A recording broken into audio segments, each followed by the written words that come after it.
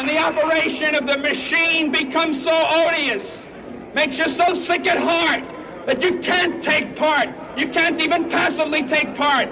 And you've got to put your bodies upon the gears and upon the wheels, upon the levers, upon all the apparatus, and you've got to make it stop.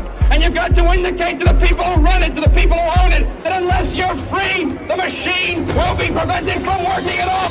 Australia's best independent news and opinion radio show, The Daily Australian, with Nicola Charles and Jason Olbourne. Hello and welcome back to the Daily Australian for Friday, the 11th of July, 2025. This is episode 131. My name, Jason Olbourne, and I'm joined now by Nicola Charles. Nicola, happy Friday. Happy Friday. I look different today because I've changed my background because my beanie kept blurring. You may have noticed. We've actually been sent pictures by you viewers, and you watch us on your television. Just like you watch TV news. So it's really interesting to watch your dogs and cats sat up watching the show. Hello, dogs and cats. That's what I do. There you go. There's one of them. Hello, animals. Absolutely gorgeous. Thanks for sending those in. Jason, I'm reeling this morning because just before we came to air, this always happens and it discombobulates me. I was sent information about a law change in New South Wales, right? So as of now, as of July the 1st, anyone over 18, so if you live in New South, that's you, Jason, you can do it. You can go in and have your birth certificate reissued and changed into any name and any identity you want to. So my example online when I shared it was, if I were in New South Wales, I could change my name to Pussy Galore, favourite character from James Bond. Not trying to be inflammatory in any way. And that would be, now this is hilarious, right? They want us all to have digital ID. Biometrics. Imagine you're like a drag queen and you do your biometrics. They can't ask you to take your makeup off. That would be interesting. Your biometrics, everything, your name, your address, everything goes under Pussy Galore. And your previous incarnation doesn't exist.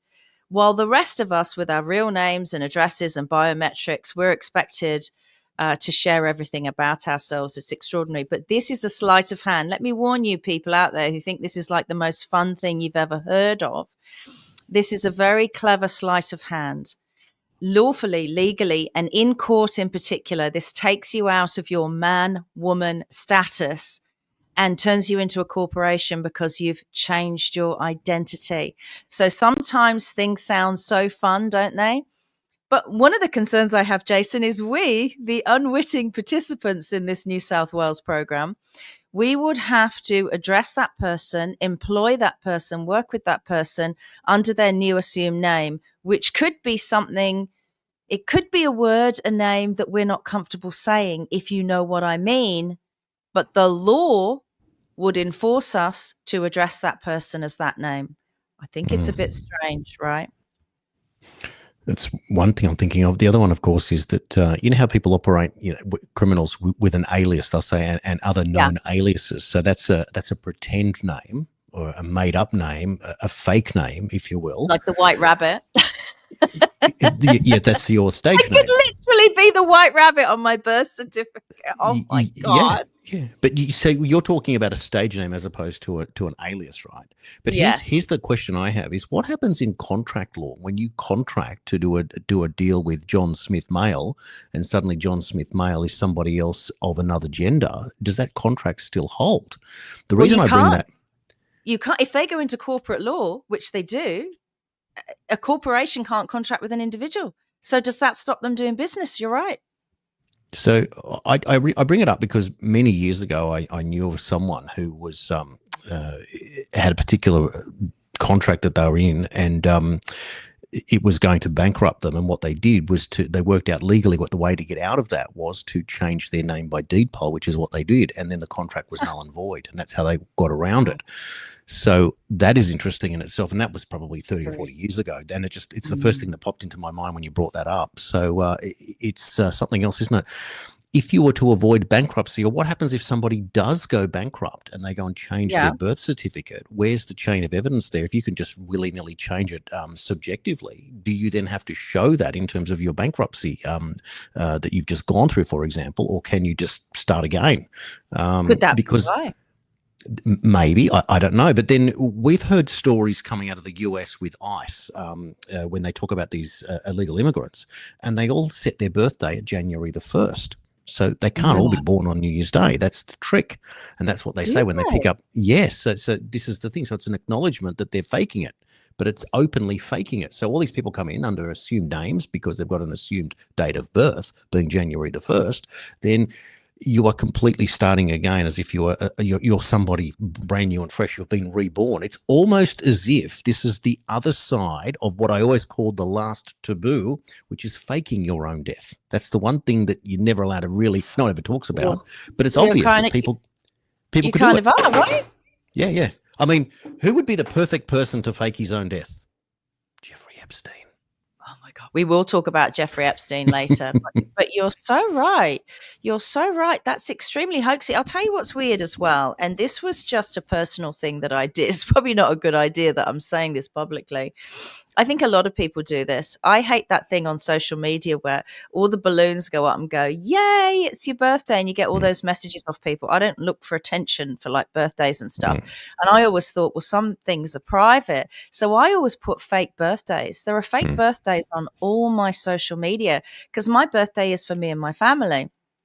And so then when you get paid from social media, which I've only just started doing in the last month, it's not much. Even with my big X account, it's not what you think. It's not much. They always say, you're going to get rich now, you know. But you have to give them ID, you know, your driver's license to get paid from your social media. And it's not the same birthday on the social media. And they go, yep, it's you. So, you know, there are so many holes in what they're doing. And if people are changing names and genders and identities, we are going to end up very soon, if we're not already, with sort of a legal clusterfuck, excuse my language, of, you know, people are going to identify as animals and all kinds of things, and everything's just going to get tied up legally and it's going to be a complete mess. I think when people in positions of responsibility are being this irresponsible, something legally has to be done about it, surely. It's a mystery. We are dealing with legal challenges around the world that should change the world, and we're going to talk about all of that. The one thing that occurred to me when you're talking about this whole adjustment in it's hard to even define it. To move away from two sexes to then say that there's an infinite amount. And Billboard Chris, who was on the show only recently, is the best person to talk about how he explains that thing. There's a difference between sex and gender, etc. I'm referring again to when I spoke to John Eastman the other day, and I asked him a question about the law and artificial intelligence. And he explained to me specifically in relation to birthright citizenship when he said, I used Grok in order, he said, it's great to get to original sources, except that it gave me an original source that I wasn't aware of. And this is a constitutional professor. So I looked it up and I realized that Grok had got it wrong. So I went back to Grok and said, listen, you've got this wrong. These are the reasons why. And he says, and Grok explained, oh, thank you. You're right. I did get that wrong, and corrected itself. So exactly. Now, here's the thing. When Professor John Eastman, one of the greatest lawyers in the world today, under indictment, of course, because he's taken on the deep state, can have a conversation with Grok and change its mind, it's interacting with a computer system that is almost like he's dealing with another human being. And so what it does is it behaves like a conscience. Now, if you are not John Eastman and you're just an average person and you're having a similar conversation and you're taking instruction and you're having a moral discussion with a computer that can only adjust it based on frames of reference and facts rather than emotions, you're not dealing obviously with a human being. You're dealing with something created by a human being that's actually a computer. My point is that when you are rationalizing with this, and he explains that it is just a tool that is valuable, but it's got its limitations. The limitation is broken, and we already know this. I'm just going over old ground, but I just want to explain it in a little bit more detail. Once a human being puts artificial intelligence within its own body, inside its body, in its brain, in its hand, whatever, and then when you think as a human being something, but your artificial intelligence robot within you debates with you and tells you what you need to do because it's artificial intelligence. It's got the hold on the Overrides information. it. Overrides it. Exactly. At that point, it is clear that you are no longer a human being.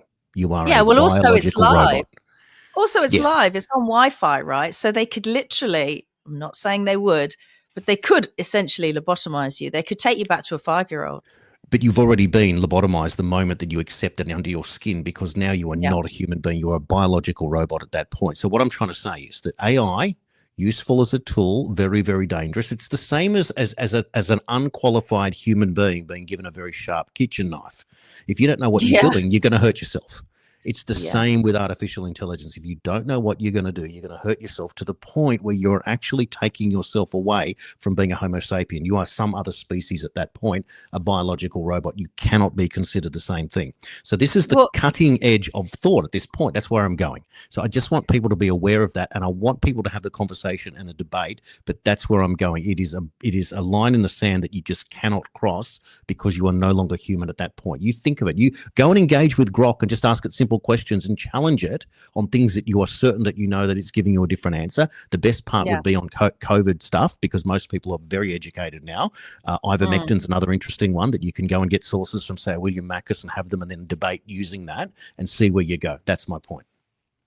Artificial intelligence, I would say, at this period in history is sort of like a child. It's in its infancy. I think it would be fair to say artificial intelligence as we know it, perhaps it's more advanced for them, the powers that be, because they hide that from us. But for us, in our world, it's in its infancy. I would be interested if someone just asked, I think Grok 4 is out. I got a promotion of X saying Grok 4 is here. Ask it what a woman is. There you go. There's a perfect starting point for people to experiment. Now, I know there are people that want to boycott it, and there are people that will embrace it, and there are people that are already leaning on it to do their thinking for them. And all of those reasons are valid and invalid equally. My only encouragement is like anything else, you're going to have to use social media somewhere in your life until they cut us off and demand that you need to put your fingerprint or your blood type or something to get on. And then people will walk away and do something else. And the same goes for artificial intelligence. And the point being that the moment the first person puts a chip in their head to get a job, that's when the species has been formally split. At that point, we're no longer the same, and you'll have to make a real decision. But I maintain that the moment that there is an AI inside of you dictating how you operate as a human being and the way that you think and react and whatever, you finished. You're not a human at that point. You've now entered Westworld territory. This is frightening, really, really frightening stuff. But I think at the same time, manageable, that there will be limitations placed in the first instance by yourself before people wake up to this fact. But it will be absolutely frightening to think. But having also said that, I do wonder sometimes if Elon Musk hasn't chipped himself. I wonder that too. Yeah. Yeah, he's the perfect person to have done it, to at least have tried it, a nutty professor type of character. Again, so look, there's so much in this subject. But this is the intellectual part, the stimulating part of what I love about doing our show, is that we can report the news of the day and have these conversations that you just don't get anywhere else. People might have podcasts with experts on certain things, but you don't get to talk about this stuff in real time with real people before your very eyes. And I know that it's working, because we just had two of our latest viewers, a puppy and a cat there watching us in the morning. I think that's so cool. Thank you so much for sending that photo, and that's exciting. Yeah, unfortunately, we're very real. We don't have any brain chips. We don't have television studios yet. And it's very real over here on the Daily Australian. Everything else you see, I mean, when you look at Alex Jones on his show, all of that stuff behind is fake and created in a studio somewhere. So, and it does affect the way people tend to think. If things look more visually stimulating in that way, they tend to believe what the people are saying more, but that's often not the case. Some of the best things I've ever seen are sort of poor camera angles on scientists in their office, and you think, oh my God, he really didn't think about what was in the background. You're reading the books on the shelves and all that kind of stuff. But we're very real here at the Daily Australian. Unfortunately, we don't have anything fake to make us look better. We just have our brains and our opinions. Oh, we've got good lighting and cameras. Come on, we're not that imperfect. I wouldn't say it's good, but yeah, not my Yeah. best as an actress, but all right. There you go. We are certainly trying. Look, there's a lot to talk about today. It is the Friday edition, of course, and the big story that cannot stop being spoken about, of course, is the one that you're not allowed to talk about at the moment is Jeffrey Epstein. Now, there are different opinions on it. We've got a ground to cover, and I maintain that it is a decoy. A very clever one that is hardly. We have to do some speculating, but we can also put together a bunch of facts on it, and I think that's the important part here. And we'll present to you a lot of information. So, where would you like to start? Where's the first thing that scratched your itch on Epstein that you wanted to advance the story today? Well, I do get intel, and I think we haven't covered in depth Epstein an awful lot. Probably for many reasons. You know, it's quite an unsavory subject, but because we have focused on it this week, I feel as well that when you're told something is a nothing burger, it suddenly becomes a burger to me. I suddenly want to look at it, right? I guess I have oppositional defiance. I don't like being told what to do. I didn't like being told what to do during the engineered pandemic, and that was to my benefit. And I don't like being told what to do when I'm told, ignore him, he's just a creep. So the intel I got in late last night was shocking. It is unconfirmed. I cannot confirm it, but this is a very reliable source from a US military source in America, is that Epstein, and this was the first time I'd heard this, that Epstein is actually alive and well, that he is in a witness protection program because he has, in a sense, kind of turned state's evidence against the deep state and the people he was working for and employed by, and that Trump, the 200 generals running Trump are holding Epstein in stasis because the deep state and the Democrats, the intelligence agencies he was running this operation for, this honey trap for, they're not going to push too hard to find him because he has put something in place called a kill switch, which I'd never heard of this phrase before outside of a car, where if anything actually does happen to him, if he was killed, all of his client lists and all of the videos would expose all of these notable people around the world.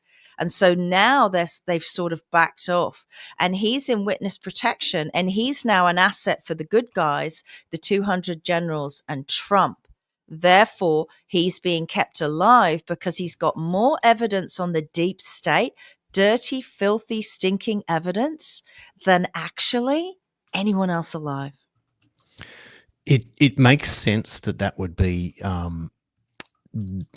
certainly it's a good theory. The scary part is that knowing what we know now, knowing that Trump called him a creep, obviously, the other day, how does this person, knowing that we've got 300 gigabytes admitted of videos apparently of him or what he's downloaded, how does he have any credibility at that point? He would have to be, like, he can't be freed. He can't be rewarded. He's not free, apparently. He's going to have to be put into a prison for life or literally terminated. Death penalty at that point, because where's the advantage? So this is he's a new asset. That's what I'm being told. He's a new asset. Now, this morning when I woke up, under the little post I did about that, thinking I don't know if it's brave or stupid to share the intel I got. Someone put a clip of Megyn Kelly in America. I always loved Megyn Kelly. Yeah. And she's saying the same thing, that in the next year, we're going to hear from Epstein himself. Well, let's play the clip just so we put in context. This is the important part. It's one thing to speculate, but let's explain why we're talking about it the way that we are. It's all fascinating, and we're not done with Jeffrey Epstein. I can tell you that for a fact. Can't tell you how I know, but I can tell you for a fact we're going to hear a lot more about Jeffrey Epstein in the coming year, and you may be even hearing from him directly. More on that as I'm allowed to tell you. Okay, it's a big statement, isn't it? Now, Megyn Kelly was just on Sky News with Paul Murray last night. Just for context again, that she's back in the news. Now, Megyn Kelly, just the same, gave the most pathetic softball interview to James Alefantis of Comet Pizza right at the height of Pizzagate. So James Alefantis is the owner of Comet Pizza. James Alefantis was once voted in the top 50 most influential people in Washington, D.C.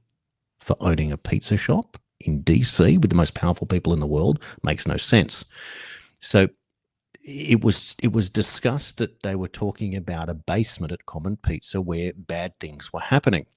And of course, Alefantis came out and they said, "Oh, there is no basement here." And so some character connected to intelligence, the son, went into this Comet Pizza on one particular occasion and shot a gun inside the thing and was arrested.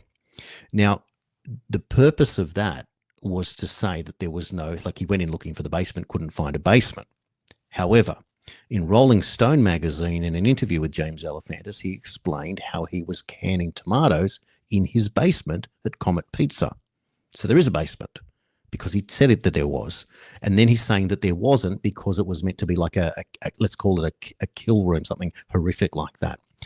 The thing was that in that period of time, there was a computer that someone had hacked and they got to see the menu behind the menu of what you could actually obtain through Comet Pizza, which was the whole point of why it's called Pizzagate, that there was this pizza store that all of these big, powerful people frequented. And there were some horrific videos that came out with some weird characters saying horrible things. My point was that if that character had gone into Comet Pizza and he fired one bullet into a computer, he did that to blow up the hard drive that had that information on. That was what I was assuming was the real purpose behind it. So I parked that there.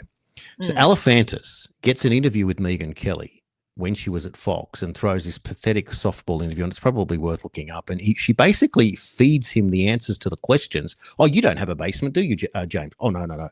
You don't believe in this Pizzagate. This is just ridiculous theory and conspiracy theory, isn't it, James? Oh, yes." And that was the point. It was very strange. It was like she was put up to it. So now she's independent and she's come out with this information.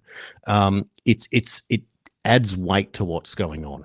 This is why I reached out to Liz Crokin for many years and finally got to speak to her last year, and still didn't cover off on all the ground, just without, run out of time. But it's the value of what people are contributing at this point. But it is such a big story. But Megyn Kelly places the first one there.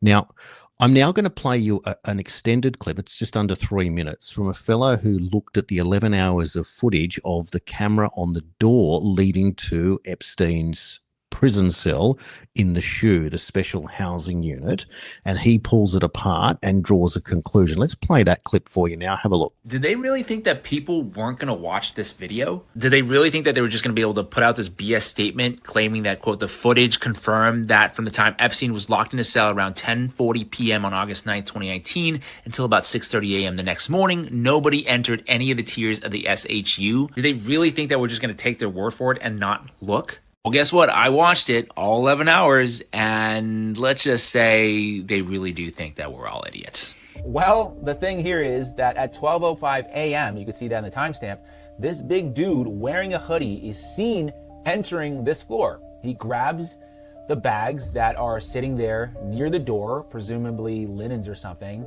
and then he tosses it out of door 46. He goes out briefly, and then he comes back in. He closes door 46 behind him and then walks down the staircase out of view. Now, a very important thing to note here is that door 46 is the only way to go in and out of this cell block floor. You can see that in the diagram here. Here's another diagram. Each of these cell blocks have 8 cells split into 2 levels, L and M, so 16 total each. You can see from the point of view of the officer's station that Epstein's cell is in the upper L level. But once again, I have to pull up the screenshot to show that that area that we were just looking at is almost completely obstructed from view. You can see maybe the little teeth that is in the staircase going up to the L level. So really anyone could have gone up and down that staircase without being seen by this camera. So the claim that this footage can conclusively prove anything is sort of laughable already, but let's keep going. At 3:15 a.m., a female officer goes out of door 46 and then comes back in at 3:17. And just to remind people again, you cannot see the stairwell that goes up into Jeffrey Epstein's cell block. But what we do know for sure now is that there are people coming and going throughout the night in and out of this floor. Then there's this craziness where 1 full minute of footage is just missing. It goes from 11:58:58 to 12:01:01. And you can even see the video frame change. Right there. 11:58:58, 12:01:01. And then something else that's kind of odd here in this moment is that some sort of ending software menu pops up in that upper right-hand corner. Finally, this is near the end of the video, allegedly capturing the moment at around 6:30 a.m. when officers realized that Epstein had quote-unquote killed himself. The footage is sort of blurry, but you can kind of make out that there's a lot of commotion and movement and discussion in the background there. I'm sure they're trying to figure out what the hell is going on. So yeah, they're not even hiding it anymore at this point. This whole thing was a ruse by the Trump administration to pretend that they were taking on the deep state when in fact they are the deep state. No, he's wrong. Let me tell you that thing, the software thing in the corner of the screen. So the first part before the break was real footage, in my humble opinion. And the second part had been recorded and was a movie, right? So that doesn't mean that he's part of the deep state. That meant that somebody, hopefully the good guys, and I was told that it was the good guys, got that information asset out of there. Right? Because if the deep state were getting a black book on people around the world to control them, they would have also put in that little black book, the good guys, right? Whether it was true or not. And they need to be able to turn that on them, because he's also got information about his employers. I don't want to go on and on about him because I do think he's a horrible little individual. But when you've got someone that was in on a giant conspiracy, which this was, the conspiracy you're not allowed to theorize on, which led to how we're living today in society, where they're proposing, dictatorship and digital identity and forced vaccination. We're like farm animals. Farm animals get little digital ear tags and they get vaccinated against their will, and then they get cold when they're too old or there's no useful benefit to them. So I think it would have been foolish. I can understand why the people who hired him would want him dead, so that he doesn't reveal who he was working for. But at the same time, other people would have wanted him alive. So I think Megyn Kelly's right, however you feel about her, in the sense that we haven't heard the end of this. This isn't salacious interest in a man who clearly had an appetite for underage girls, otherwise known as children, sexually, sex trafficking, and all of the things he was involved in. This is about the bigger picture and how it relates to what we're going through now. And I think that's why we're being told, there, he's just a little creep. Don't talk about him and worry about him anymore. Don't tell us to go away. Don't tell us to vote for you and you'll expose the secrets of this guy and then tell us he's a creep and we don't need to look at it. I'm sorry, it's already out there in the public domain and we want to know. As I said the other day, Jason, we've stumbled on an operation here. And this story is far from over. So in support of what you said, this is something that we shared recently on the show. I'm going to bring it up again for you. This is a 4chan post that somebody said that they screenshotted, and it said, not saying anything after this, please do not try to dox me, but last night after the 4:15 a.m. count, they took him medical in a wheelchair, front cuffed, but not one triage nurse said they spoke to him. Next thing we know, a big trip van shows up. We do not release on the weekends unless a judge orders it. Next thing we know, he's put in a single man cell and hangs himself. Here's the thing, the trip van did not sign in and we did not record the plate number, and a guy in a green dress, military outfit, was in the back of the van, according to the tower guy who let him through the gate. You guys, I'm shaking right now, but I think they switched him out. Now, that doesn't mean a whole lot, because what they're saying here is that he was moved and then moved into this cell, but he was already in the cell. What we haven't seen him moved in and moved out, so that doesn't correspond to what we've seen. So anyway, there is a gap in the video, which is explained. They're not very good. They're not very good, because you can see the little time code thing at the top. I mean, these are the bloody intelligence agencies. Exactly. Apparently, Pam Bondi's trying to tell you that that was normal. And of course, everyone knows that if you've ever seen any prison escape movie like The Great Escape, the prisoners sit there and they count the steps of the guards walking on their routine and work out exactly the moment where they're going to jump through the fence or dig the hole or do whatever they are. So if you're ever going to plan anything, you'd be doing it at 11:59 and 0 seconds. You'd walk in. That's exactly when you would do it if the camera's switched off. It's obvious. So that's not even a thing. Parking that for a moment. Some other interesting information that's popped up here is this is from Judicial Watch that it's in, and we can read in red. It's a bit small to read, but the FBI has run its initial searches and is in the process of reviewing those search results. Communication of Director Patel regarding Epstein client list. The FBI efforts are ongoing. The FBI does not yet have an anticipated number of documents and anticipated dates for release. So that is not the same as what the Deep State Axios article is telling you about. And the Executive Office of United States Attorneys, initial search efforts are ongoing. It does not have yet an anticipated number of documents of anticipated dates of release. So in other words, we're still not there yet. And then, of course, there's my old buddy, Clandestine, who has written this today. It's starting to look like the internet and influencer crowd overreacted and jumped to conclusions based on a leaked unofficial memo draft from Deep State asset Axios. Then this emotion-laced hysteria was amplified by bad actors and useful stooges. The public were whipped into a frenzy. Influencers were turning on Trump, Bondi, Cash, Bongino, all over an unofficial leak from a nefarious source. Now we have official statements from the FOAI Federal Court, the FOIA, filings from Judicial Watch that the DOJ and FBI confirmed that Epstein's situation is not resolved and search efforts for information are still ongoing, meaning that 99% of the internet overreacted, the sky is not falling, Trump and his appointees are not compromised, and that the investigations are still underway. Much of the information about Epstein and other deep state criminality is not where it's supposed to be. Trump loyalists are still looking for it. The swamp built in fail-safes to protect themselves. And the show goes on. So the plot thickens, of course. Now, here's where it's thickening too. These guys. Putting it up on the screen, pressing the button. John Brennan on the left, former director of the CIA, and James Comey on the right, former director of the FBI. Now, those two characters, well, they are now under criminal investigation and their supporters are in a tailspin. I'm going to play a video for you now that they are now going with the idea that there is a statute of limitations and that the investigation is a waste of time anyway. Those who scream the loudest. Let me play that clip for you now. I'm going to find it. Here it is. Have a look at this. It's also notable if you're thinking about sort of what's going on. There is normally a 5-year statute of limitations to bring a criminal case.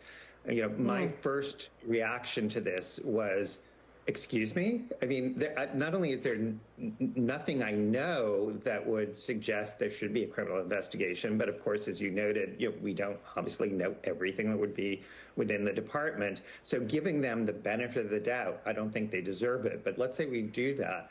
It's still totally unclear how they're going to have a criminal investigation if what they're looking at is something that happened in 2016. That is not something within a 5-year statute of limitations. I don't do math publicly, but even I can do that math. So the argument is that the statute of limitations will prevent Comey and Brennan from being charged with anything, except they forgot about treason, which is exactly what it was. And they'll have to build up a case to prove it. But if it's treason, there's no statute of limitations on treason. So that's the level and the depth we're getting to. Now, here's where it gets more interesting, right? Yeah. It's going to take a few months to get to that, to get to wherever they're going. And that brings us up into our spring, their fall, September, October. Now, what's something significant that's happening in early October? And that is that Diddy is set for his sentencing. Now, I would suggest, given what Diddy's been locked up for 1.5 years and he's been convicted of driving women for the purpose of prostitution, but that's somehow not trafficking, he is going to get let off on time served in October. And the public are going to lose their minds. And then with Comey likely facing indictment, people will start asking questions how Diddy gets a soft sentence. And then the world will wake up and realize that Comey's daughter Maureen was the prosecutor in the Diddy case. So the plot thickens.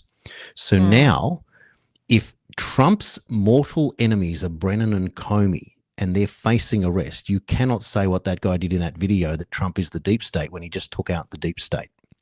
And now we're going to get people demanding how it is that Diddy didn't get anything further than what he did, and then therefore they are soft on people like Epstein.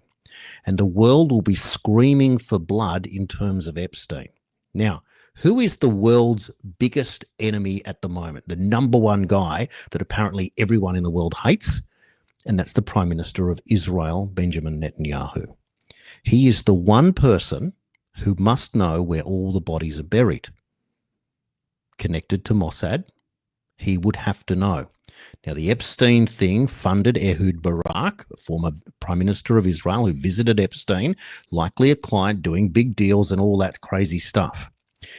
If Donald Trump can take out the deep state, the head of the FBI, the serpent, the head of the CIA, another serpent, and chops their heads off, it stands to reason that Mossad, if it wants to, and if Israel, here we go, saving Israel for last, may be the twist of all twists. What if Israel has to reform its Mossad and clean it out just like America did with the CIA and the FBI? And suddenly, Benjamin Netanyahu rocks up and he goes, here it is. This is what you've been looking for. We've got it all. And we may even be holding Epstein. And that is the kicker that he has to change the world in his favor at that point. Because no, we're never Mossad, gonna know. Sorry? We're never going to know the truth. They lie to us.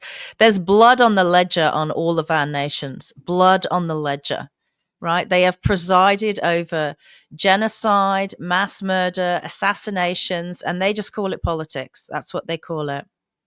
Blood on the ledger. It's absolutely appalling. And unfortunately, our tax dollars fund it. I don't think we're ever going to know the truth. I would argue that the most hated man on the planet is actually Bill Gates. Netanyahu might come a close second, but Bill Gates, I fear, has done a lot more harm, I would argue, globally. But, you know, these governments have to be held to account, and the monarchy and everyone else that has been complicit in this conspiracy. Well, this is the point, but you've got to get there some way. And the only way we're going to get there is that somebody is going to be forced to deliver information that has been suppressed forever. Yeah, but we still don't have the truth about JFK. We still don't have the truth about 9/11. We're not going to get the truth about what just happened. And what happens is, you've just stated, right, that the statute of limitation runs out.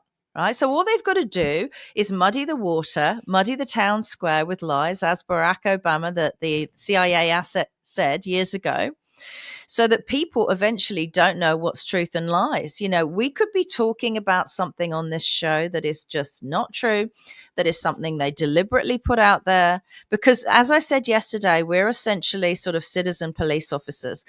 We have a suspicion of crime. It's more than a suspicious of crime. We know that Jeffrey Epstein was a child sexual abuser, a child sex trafficker. His partner in crime, Ghislaine Maxwell, is in jail. Stupid name. And so it's not like we're just speculating and it's a conspiracy theory. It's essentially been confirmed by her sentencing. But I just feel that we're never going to know the truth. They run out the clock, essentially. And perhaps when new administrations come in, they do try to hurry that clock along and get these people from the last administration and the harms that they did. But I'm not sure how successful they are. The one good thing about what is happening, and not just to do with, you know, you can't wait for a savior like Trump or anyone else. The one good thing is that the world is finally not getting on with its own lives, going to work, paying taxes, coming home and watching reality television. The world, the citizenry, is now standing up and saying, hang on, something's wrong and we want to know what's going on. And they have to answer to people. So you can't just say, are we still talking about that creep? Yes, we are, because his partner in crime is sitting in jail. I just think that's one of the most appalling things Trump said, and it surprises me, and it makes me think that something else is going on. But whether we find out or not. The intelligence that leaks to me could be deliberately leaked to me. They know who I am. They know I'm going to talk about it. Usually I don't. That's how I've approached this stuff over time. I haven't tweeted about it. I haven't spoken about it on podcasts or on this show. Perhaps they want us to talk about it. I mean, God knows what the truth is, Jason. Well, at the end of the day, there have got to be a good and a bad side, and not everyone is bad and not everyone is trying to cover their own tracks. And at some point, there is a plan that Trump is not the deep state, that is the enemy, and that you have to fight this thing. The one thing that we've learned in all of this is that idealism doesn't get you anywhere in a war in politics that's decided 51-49, and you have to play both sides of the fence, and you have to play in a way that we've never seen before, and that's why it's so confusing. But if you want to consider that there won't be a statute of limitations, it's because what he has done is, well, what they've done is they've committed treason, a coup d'etat or a soft coup, and that's confirmed here by General Michael Flynn, who names Brennan, Comey and Clapper the architects of a silent coup. They didn't just lie, they launched an internal war on a duly elected president and the American people who put him there. This wasn't oversight, it was treason wrapped in a security clearance, a covert operation carried out from within the highest levels of our own government. They Paid for by Hillary Clinton. We trusted, they falsified intelligence, they abused every tool meant to protect us to target us instead.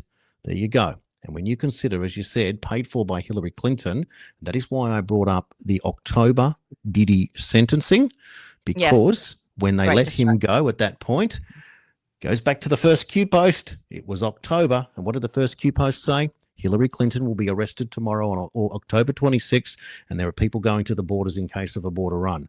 I maintain that at that point, if this is what goes on and we now have Russiagate in the bag and these guys are in handcuffs, she must be arrested at that point for paying for the architect of it. This leads all the way to Obama. So Hillary had more power than Obama even at that stage. She told him what to do and Hillary went along with it. This is how big this thing is. And this is why it's so important.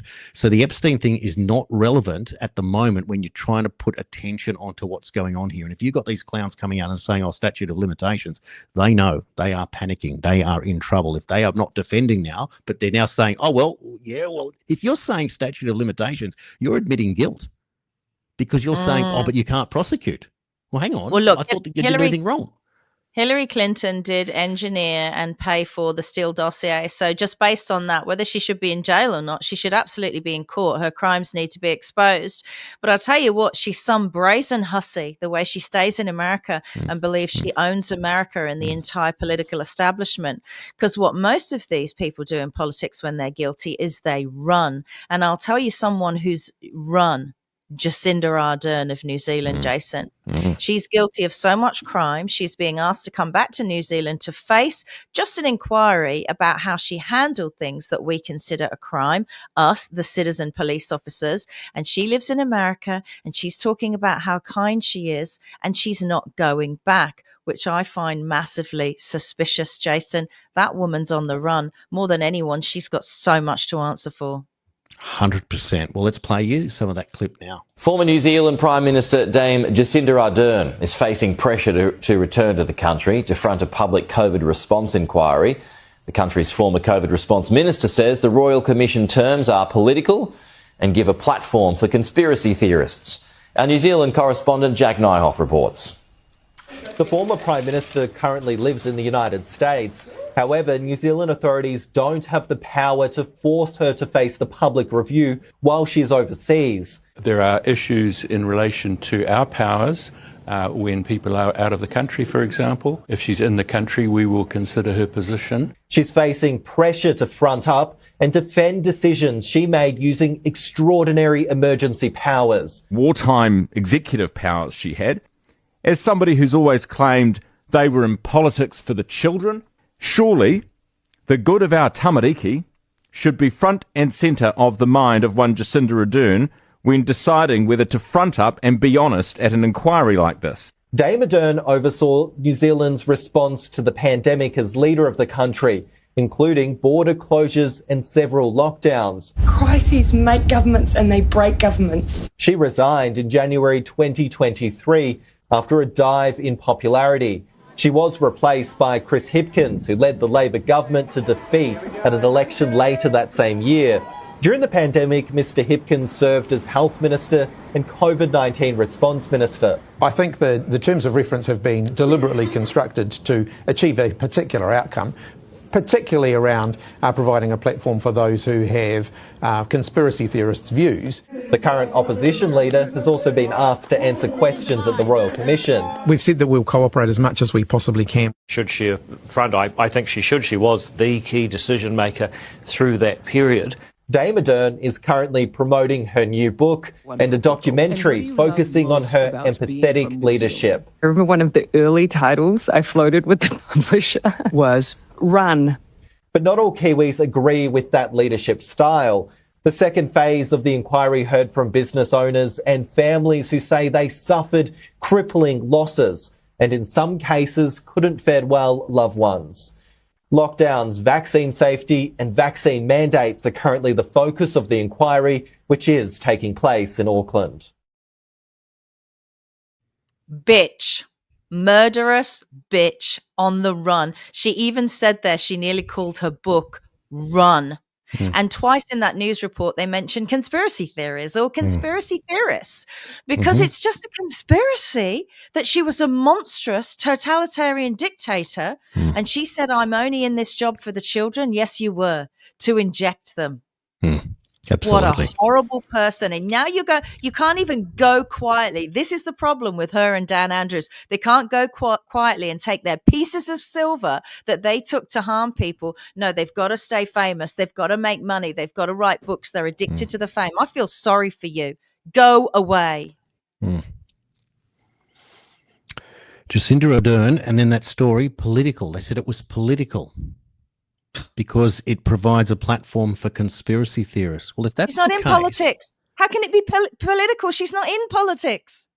well, given that someone's opposing her from the other parties that are now in government, but if it's political and it gives a platform for conspiracy theorists, then the conspiracy theorists are allowed in politics.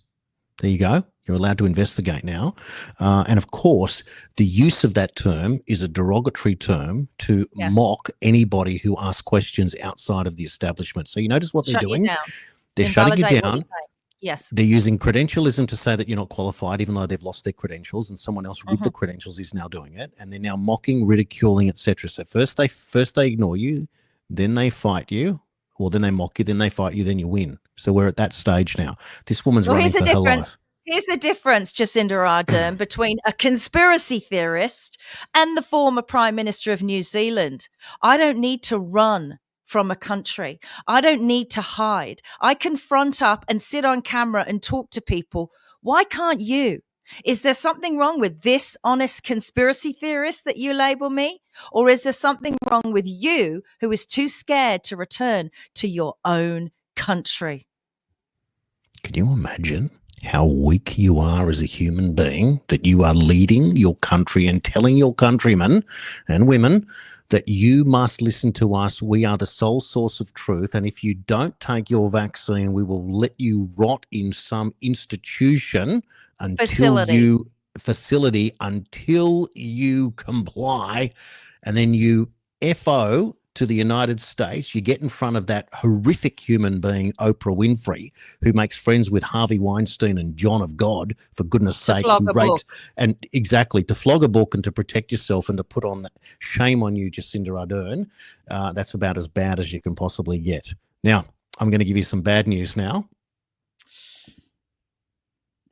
The Moderna COVID shot for kids has been cleared in the face of RFK criticism that's just been announced, right? So this has now been approved, the Moderna shot, for children who are in this so-called, inverted commas, high-risk group. It's not for all children. This is very important to determine the distinction. I'm having people texting me overnight, 1 o'clock in the morning, getting text messages about this. Takeaways.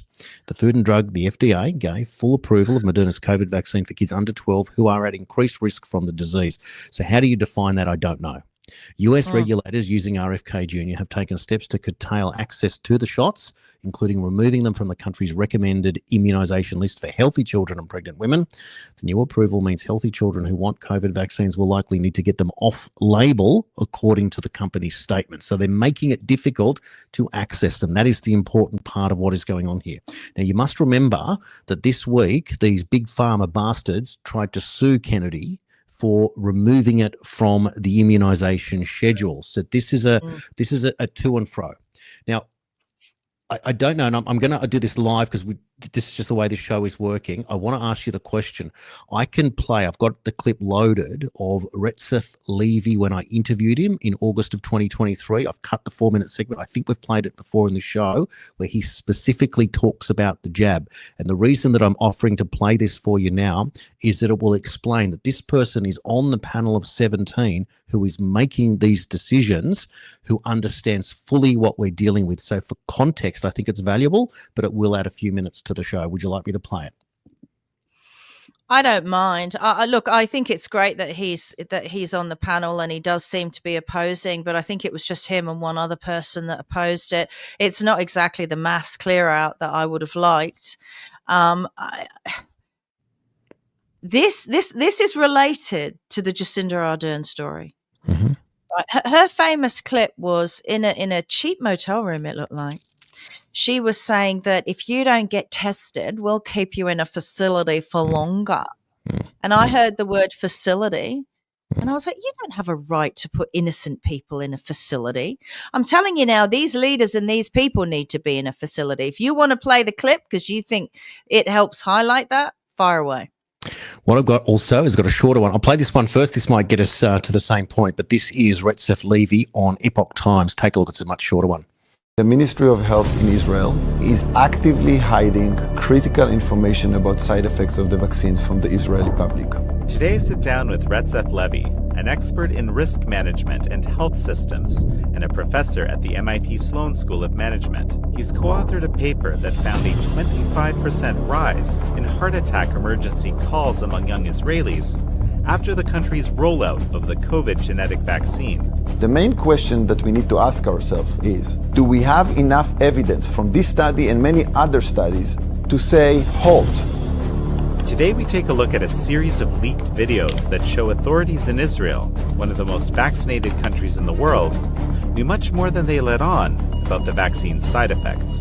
This is American Thought Leaders, and I'm Yanya Kellick. Just on this, let me just say as well, my podcast tonight, which I will record tonight and release tonight, I'm not going to say who and I'm not going to say when, so it's not interfered with, but I am going to be interviewing one of the, if not the foremost expert on the legalities or illegalities of Australia's vaccine schedule and Australia's signatory to the World Health Organization Amendment Treaty. So look out for that. Stay on my social media tonight. I don't talk about things ahead of time because they can put the screws in and make sure it doesn't happen. But what is going to be reported, not by me, but by my guest tonight, is going to shock and potentially scare the hell out of you. I'm not doing it to scare you. This person is a lawyer. And it is a very important production for you to watch. Fantastic. So if we can share links under this show as well, we'll look at doing things like that to be able to get it out there. Now, what's interesting with that Recep Levy clip is that he's criticizing Israel. Now, Recep Levy, you don't get a more Jewish name than that. So let's put that into perspective as well. And he's now on the board with RFK Jr. Now, what I'm going to do, I'm going to upload my full 15-minute interview with Recep to my X account and probably put it onto one of the, I'll put it around there anyway so you can check it out. Put it on your Substack as well. It's crazy for people to think there aren't good Jews, right? They all went to the movies and watched Schindler's List. Like, you know, there are good Jews. You can't blanket societies like this, right? Like I said, don't think that all Australians are bad because of what the Labor government are doing. Same for the Chinese, same for Russians, same for British, by the way. They don't agree with their government. So, you know, you just take people on face value for what they're doing and what they're saying. So hats off to him. I mean, he's just speaking logic, right? So that was missing, wasn't it, during the last 5 years, logic. And they don't want logic. They want us to be as confused and as muddied by what's truth and what's lies as possible. And it's worked on the majority of the population. Absolutely. And on the media.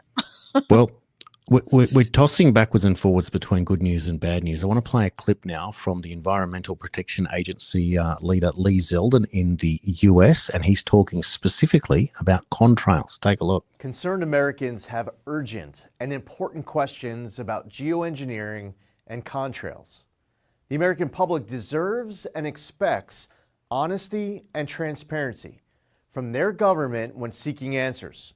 But for years, people who asked questions in good faith were dismissed, even vilified by the media and their own government. That era is over. The Trump EPA is committed to total transparency. As a result, I tasked my team at EPA to compile a list of everything we know about contrails and geoengineering for the purpose of releasing it to you now publicly. In other words, I want you to know everything I know about these topics and without any exception. Instead of simply dismissing these questions and concerns as baseless conspiracies, we're meeting them head on. We did the legwork, looked at the science, consulted agency experts, and pulled in relevant outside information to put these online resources together. Everything we know about contrails to solar geoengineering will be in there. That means anyone who reads through this information will know as much about these topics as I do as EPA administrator. To anyone who's ever looked up to the streaks in the sky and asked, what the heck is going on? Or seen headlines about private actors and even governments looking to blot out the sun in the name of stopping global warming? We've endeavored to answer all of your questions at the links on your screen. In fact, EPA shares many of the same concerns when it comes to potential threats to human health and the environment, especially from solar geoengineering activities. The enthusiasm for experiments that would pump pollutants into the high atmosphere has set off alarm bells here at the Trump EPA. Prior to now, EPA has never been this proactive to raise awareness about concerns with geoengineering and to stop this activity from being scaled up. This is what it looks like when government actually listens to the will of the people and doesn't try to squash it. You can always trust this administration and this EPA to take your concerns seriously, answer your questions honestly, and carry out the will of voters with integrity. Yeah. When someone stands in front of me and says, trust me, I don't. But also he referenced multiple times contrails. They're not contrails. They are chemtrails. There are chemicals raining down on us like cockroaches that they are trying to exterminate.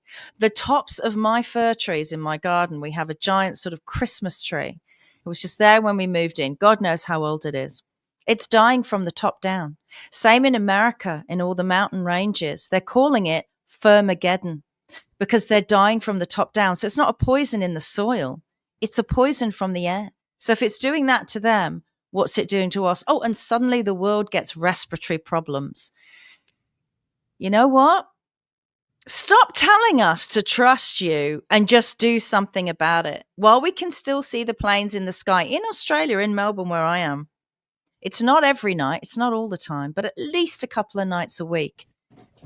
Always at the same time, between 10 o'clock and 10 past 10 at night, PM, you hear this awful supersonic whoosh. Now, I've heard it before. When I was in LA, years ago, they've had this technology. And a stealth bomber went over my house in Pasadena. It was the daytime. I was hanging out laundry. All of a sudden, a cloud came over me, and it was California. It was always sunny. And I just put my laundry out, my sheets, and I thought, oh, that's a shame. There's clouds. So I look up, and silently above me was a Black Arrow stealth bomber, so low in the sky over my house in Pasadena, I could see the bolts holding this bloody thing together. But I was completely freaked out. There was no sound. None. And it was over my house like a bloody UFO, right? Then, moments later, after it had gone, the sound came, and it was a supersonic whoosh, you know, like this thing you've never heard, right? Like a rocket at NASA.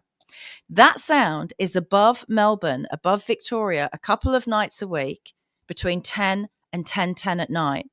And it almost sounds like it's traveling and then going straight up. It's an extraordinary sound. We have no explanation for it. I've taken video, I've shared it, other people have shared it. Where's the transparency in government? What supersonic activity is happening over Australia? We'll never know. We just pay the taxes. Get up, will you? Go to work. Stop watching. Go to work. Earn money for the government that won't tell you what's going on. Well, Lee Zeldin is putting his chin out to get knocked off, which is more than we're getting in Australia. And so the incrementalism of politics is a process. And as much as I'd like to see someone get up there tomorrow and go, by the way, this guy killed JFK, these guys did 9/11, these guys created COVID, UFOs are real, these are the alien species that we know of, etc.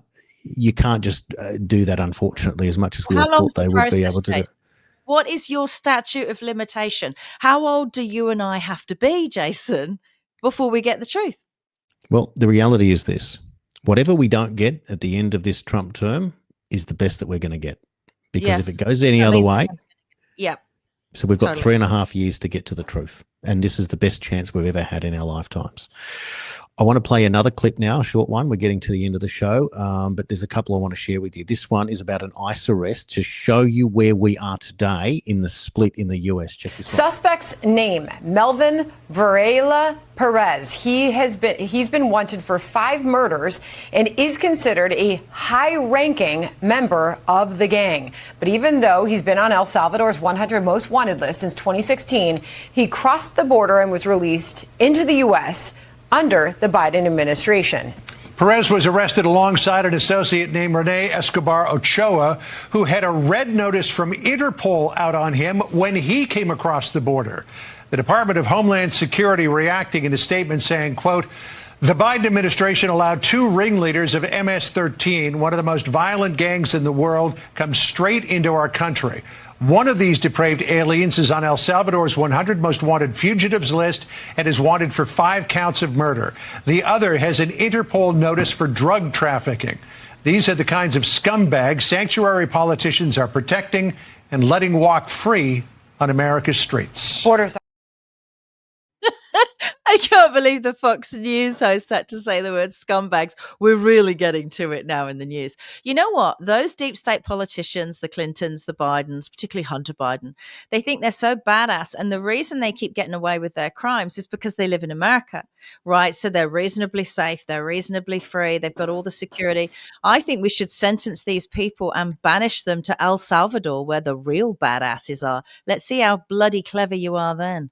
Well, the president of El Salvador was more than happy to take them, of course. That's where they sent Kilmer Garcia. Well, here's a tweet that's just popped up now. So this is Mayor Karen Bass recently just said the entire LA region is showing that we won't stand by while our communities are attacked because ICE was heading in there. And Stephen Miller responds and then shares the definition of our communities does not include illegal aliens.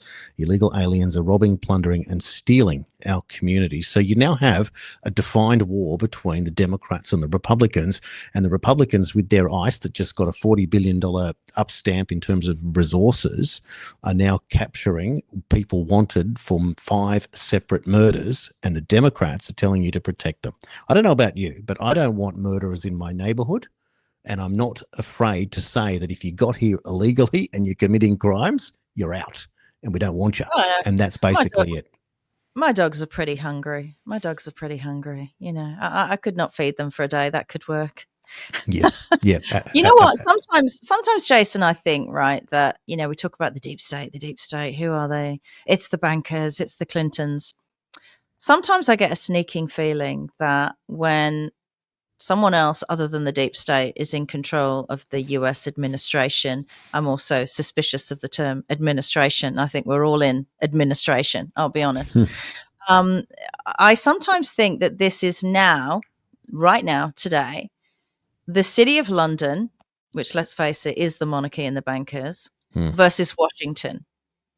And are these deep staters walking around free, still alive, robbing us blind, having 57 friends who've committed suicide? Are they above the law because they're doing the bidding of the City of London? Is this the City of London versus Washington? What say you, Jason Olbourne? Well, there's three separate states that operate like that. So you've got DC, you've got City of London, and you've got the Vatican. Yeah. Right. So they're the three. They're the three bases there. And we've seen that the new Pope, whilst American-blooded, is a globalist. He's part of it. He's anti whatever Trump's doing. He's anti the whole thing in terms of illegal aliens, etc. And he's about lifting poverty. I mean, that's what the church does. So that's a great cover story. But the church is more than anyone the most known guilty for harming children through. Well, it controls the people through guilt and shame. Always has. Yeah. Correct. But their record of harming children through their own authority, they can't talk about that subject when they want to say they're protecting the kids. Well, you haven't, and you pretend that you are and you haven't. So City of London, yes, and this is this secret 1 mile society, which is very interesting in that regard. And of course, DC, taken over by the Trump administration, is finally getting rid of the deep state, even if we are just here after however many years. These crimes were committed in 2016, and now in 2025 they're dealing with them, and they still want to defend. So yes, it is a war right there in real time being played out, and we thought we'd get them on all these other things, and we haven't, and we've got to do this. But this might be how, when they knew the stress of what Trump was going to do if he took them out and the panic that went on and forced them to make all these errors, for them and Hillary Clinton to come up with the idea, let's go get a Russiagate dossier, let's frame him, let's make it up, let's do all of this stuff, and they all went along with it. So that shows you that Hillary had more power than all of these politicians and deep staters. She owned them. Now, let's not forget that Hillary Clinton became famous in the Watergate era. She was a lawyer working on the Watergate case. And the whole thing about Watergate was about a break-in to get a list of names of compromised people who may have been engaged in relations with underage people, right? He's learned a lot over the years. Yes, now, the thing is, that list, according to the intel, ended up in her possession, and she owns it to this day, which is where she got her power from. That makes sense. Starts to make sense, doesn't it? So you put it all back to that period. So there are people that are compromised. She's Tony Soprano. Correct. The Clinton Crime Foundation. Now, having said that, in the past and recently, I interviewed Charles Ortel, who's the world's #1 preeminent investigator into Clinton Foundation finances. And maybe we can reach out to Charles and invite him on the Daily Australian to give us an update as this thing starts to hot up. He would be chomping at the bit, I would think.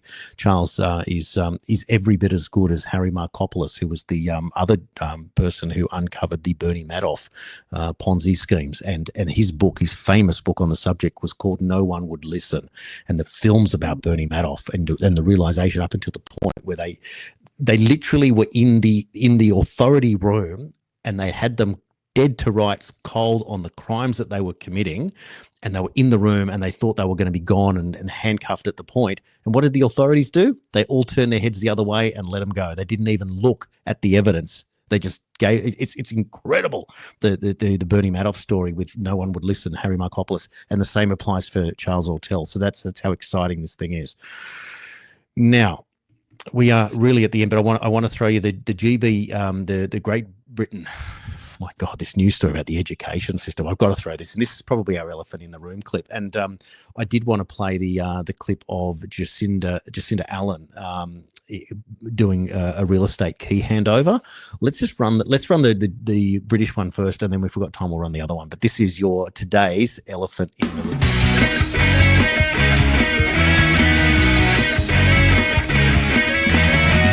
Now, woke schools teaching pupils that Stonehenge was built by black people, Alex. Yes, so children are being taught that Stonehenge, this is a story Mail Online today, Stonehenge was built by black people, and the Roman Emperor Nero married a trans woman.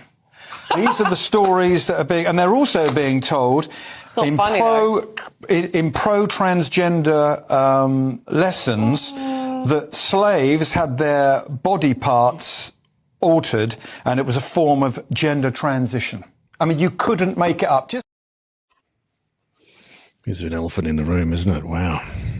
Okay. I was a history major at school in Great Britain, and we were taught about the Druids and that the Druids built Stonehenge. I mean, this is absolutely not. What are we doing to our children? So it's obvious that we are now lying to our children and telling them it's fact. Do you need to say the word propaganda anymore? Yeah, there you go. Absolutely. Breaking news. It's very important that all Republicans adhere to my rescissions bill, and in particular, defund the Corporation for Public Broadcasting, PBS and NPR. Donald Trump's just announced that they want to defund the public broadcasting in the US. So they are not mucking around at this point. This shows you that the media is manipulated. It was Elmo. Elmo was telling the kids to jab every single day. Right? Wow. It's amazing, isn't it? Now, meanwhile, as we conclude today's show, I will show you this clip from Jacinda Allen. This is just showing you where we are today, that this is what the Premier of Victoria is doing, scoring points with people are asking questions. Why are we bringing in people into the country that require subsidised housing for their disabilities, right? Placing that out there. What business have we got when we cannot look after our own? Where are Jacinda Allen's priorities? Take a look. So Julia, congratulations. You've just picked up the keys. Yeah, thank you very much. To your brand new beautiful home. I'm so happy. And what's particularly important about this location for you? You were saying it's close to family? Yes, very good area. My whole family here. I'm so happy. You've got quite a few grandchildren who are close by. Very important for my grandchildren. It is. And so tell us a little bit about your new home. I'm so comfortable. I'm so happy.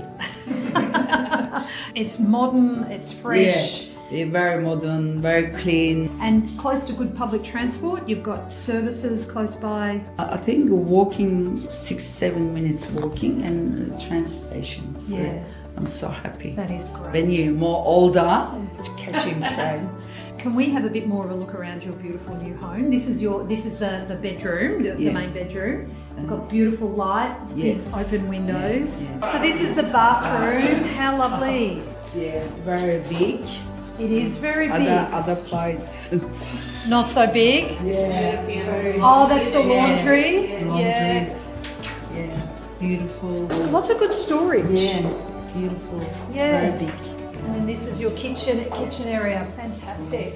And all the modern appliances. I can see you settling in so well here, Julia. It's been so wonderful. Yeah. It also comes with if they wish to install a dishwasher, which is perfect when they get older. Yes. She was very happy about that. Yeah. Well, I feel very privileged to have visited you on the day you got your keys. Thank you so much. I'm so happy. Thank you very much. Oh, Jacinda Allen just said it herself. She's very privileged. Yes, you are. And you are a nightmare and you have to go. Hulver seems like a lovely woman. Her bathroom's bigger than mine and I used to be a famous TV star. So thank you very much, Australian government. I paid you a lot of taxes, you bastards. Now, here's the thing. My 20-year-old daughter and her 21-year-old boyfriend work their asses off and they pay taxes to the Australian government and they can't even find a one-bedroom apartment in the southeast to rent for $3,000 a month. A shitty one with a shitty small bathroom. But we bring these people in who cannot contribute to society. God bless you. This is not about you. This is political. People who are not contributing to society, while those who are contributing to society get nothing. These people are giving the finger to Australians, the finger. But you know what? Every week, every month, they still cash the check, don't they, as public servants to you from your taxes? Yeah. This is the glamorous side of communism. This is the cover story, and then underneath it goes the other way, because you simply cannot sustain a situation that property, which looked like it was in a street of freestanding homes, has got to be worth hundreds of thousands of dollars, even if it's only a small 1 or 2 bedroom cottage or something like that. It's still very expensive. $500,000 at the very least, and you've still got a land component to that as well. Now, the lady was carrying around a brochure, and I found out that it's the Housing Choices Australia, which is safe, quality, affordable housing for renters. Housing Choices Australia is an independent, not-for-profit housing provider that develops high-quality, affordable housing for people on low to moderate incomes and for people with disability. We believe everyone should have the opportunity to live in a safe, comfortable, affordable home in a community that they feel a part of. And this is what they do. So they provide housing for specialist disability accommodation, social and affordable, development, award-winning housing developer with a national property portfolio of $1 billion, an annual turnover of $80 million. Their homes are well-maintained, sustainable, and support a broad range of needs. So in other words, this is something that is subsidised for people with special needs for whatever reason. She doesn't have special needs. She's just elderly. That's it. Again, so here's the point. So I would hazard a guess that there would be millions of Australians who are living in squalor or less than those conditions that should also be entitled to it. So therefore, how do you select who you're going to put into these homes, and how do you qualify? That's the next question. Because if you're really saying that this is great, that this lady is privileged enough to have this thing handed out to her, and the people that will defend that because they are built-in rusted-on lefties that feel so shit about their own life that they want to lift up someone else, good for you for doing that. But until you can lift up the other 5 million people who are struggling, you're full of shit. And you're faking it, and you're pretending because you won't face the reality that you are simply living in a society that is inadequate, and we are pumping up inadequate bullshit systems to make ourselves feel good and pat ourselves on the back while our own lives are crap. And that is the point. And you're faking it, and you're not doing anyone a service. So until we can build 5 million homes and everyone gets a home like that lady gets, we are not being serious, and we're allowing crooks like Jacinda Allen to come in and to push a political agenda that is communism and open borders and letting people in, and you're never allowed to defend it in the West. You are not allowed to ever say we don't want this, and if you do, you're out on the street, or there's something wrong with you, or you're tarred and feathered, you're a racist, you're this and you're that. You're not. You're simply saying that favoritism is the opposite of equality, egalitarianism, and what they're doing is that they are finding professional victims. This is what cultural Marxism is all about, is finding people that are oppressed and making out that it's the white male that is the problem, and that everyone, the black person, the woman, the trans, the gay, whoever it is, has got something wrong with them that they need to be lifted. Well, you can't lift everyone up in a society, and we talked about it the other day. If the average income is $75,000 a year, you're paying $10,000 to $15,000, you haven't worked out what it is, in taxes.